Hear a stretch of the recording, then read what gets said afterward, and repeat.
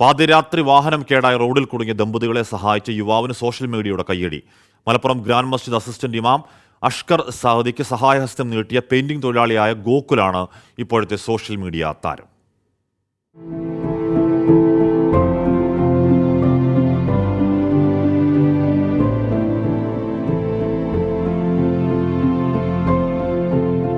അഷ്കർ സാദിയും ഭാര്യയും പുത്തൂർ കൊയിലാണ്ടി റോഡിലൂടെ സഞ്ചരിക്കുമ്പോൾ വാഹനത്തിന്റെ ടയർ പഞ്ചറായി.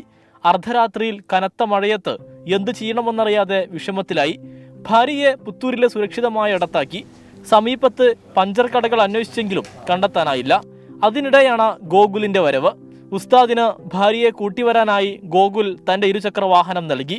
തിരികെ എത്തിയപ്പോഴേക്കും വാഹനം ശരിയാക്കാനുള്ള സംവിധാനവും ഗോകുൽ തന്നെ ഒരുക്കി. ഉസ്താദിനെയും കുടുംബത്തെയും നിർബന്ധിച്ച് ഭക്ഷണവും കഴിപ്പിച്ചു.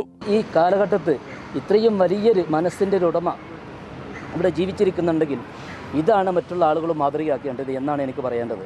മനുഷ്യരെല്ലാവരും മനുഷ്യരാണ്. ജാതിയും മതിയും വ്യത്യസ്തമാണെങ്കിലും മനുഷ്യരെല്ലാവരും മനുഷ്യരാണ്. മനുഷ്യരെ പോലെ എല്ലാവരും മനുഷ്യരായി കണ്ട് ജീവിതം മുന്നോട്ട് കൊണ്ടുപോകണം എന്നാണ് എനിക്ക് പറയാനുള്ളത്. താൻ ഏതൊരാളും ചെയ്യുന്ന സഹായം മാത്രമാണ് ചെയ്തത് എന്ന് ഗോകുൽ.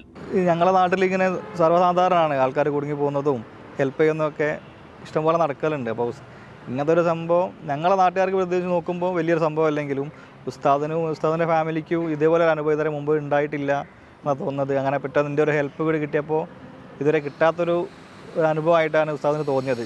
അതുകൊണ്ടായിരിക്കും അതിങ്ങനെ ആയത്. ഗോകുലിനെ ഉസ്താദ് ജോലി ചെയ്യുന്ന മഅദീൻ അക്കാദമി ആദരിച്ചു. ഉസ്താദിന്റെയും ഗോകുലിന്റെയും സൗഹൃദം ഇപ്പോൾ സമൂഹ മാധ്യമങ്ങളിൽ വൈറലാണ്.